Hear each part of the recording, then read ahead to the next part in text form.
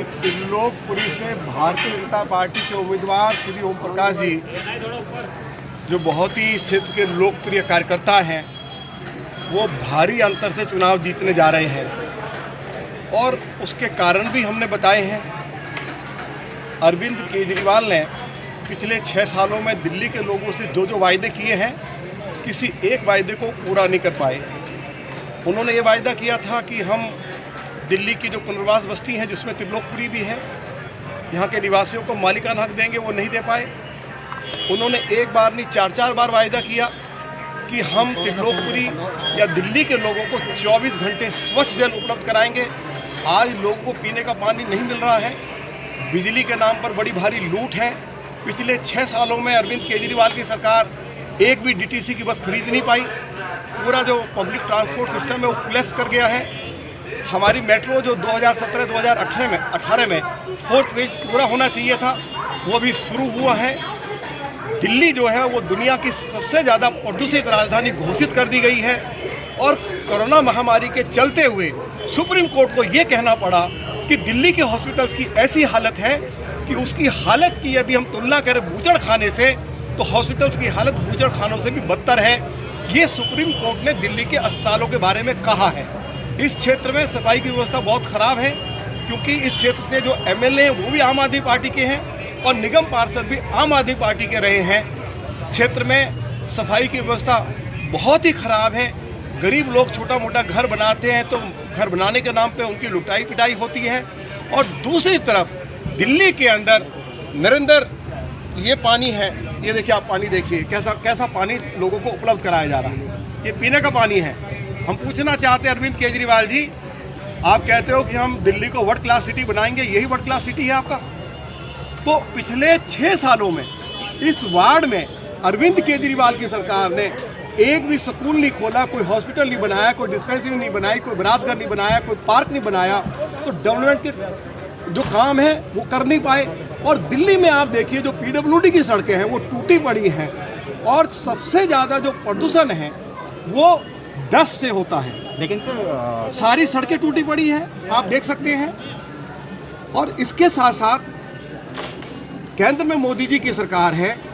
जब कोरोना महामारी आई, लॉकडाउन लगा, कर्फ्यू लगा, मोदी जी ने जितनी दिल्ली के अंदर जो महिलाएं जिनके जनधन खाते हैं 500-500 रुपये के खाते में डाले हैं, 1000-1000 रुपये पेंशन दी है, चाहे वो सीनियर सिटीजन्स हैं, चाहे वो दिव्यांगजन हैं, चाहे वो बेसहारा विधवा हैं।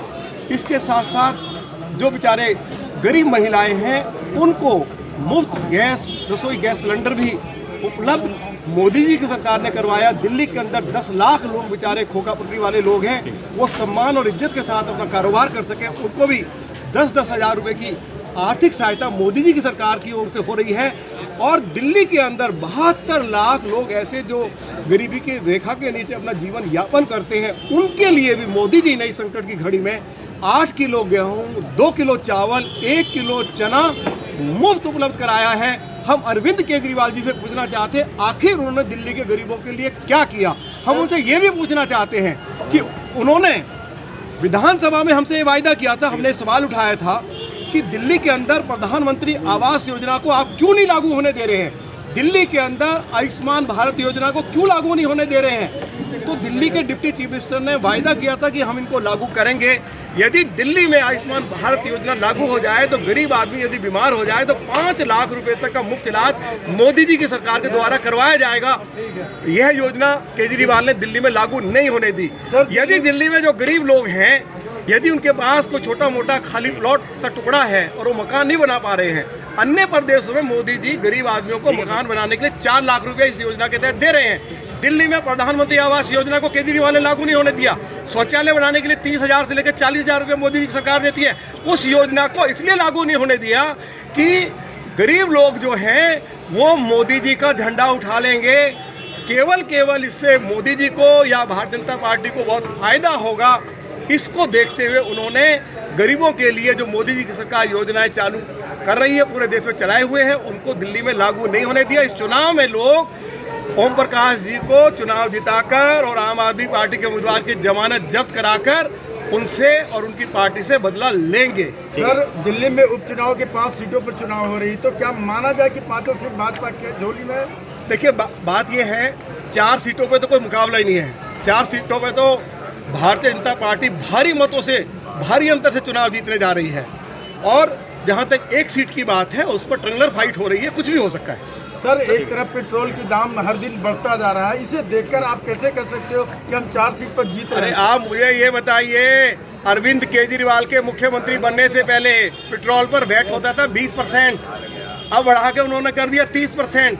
अरविंद केजरीवाल के मुख्यमंत्री बनने से पहले डीजल पर वैट होता था 14.25% और बढ़ा के इन्होंने 30% किया, थोड़ा उसमें रियायत की है। जब वही कांग्रेस की सरकार की पेट्रोल और डीजल पर केजरीवाल जो है वो डीजल पर 14% वैट करे और पेट्रोल पर 20% करे जो पहले था उनके मुख्यमंत्री बनने से पहले। देखो फिर पेट्रोल डीजल के दाम कम हो जाएंगे। सर, वहीं जब कांग्रेस की सरकार थी, सिलेंडर का रेट 400 रुपए था, तो जब आप बीजेपी प्रदर्शन करी, आज 900 रुपए है, तो उसके लिए आप क्या कहेंगे?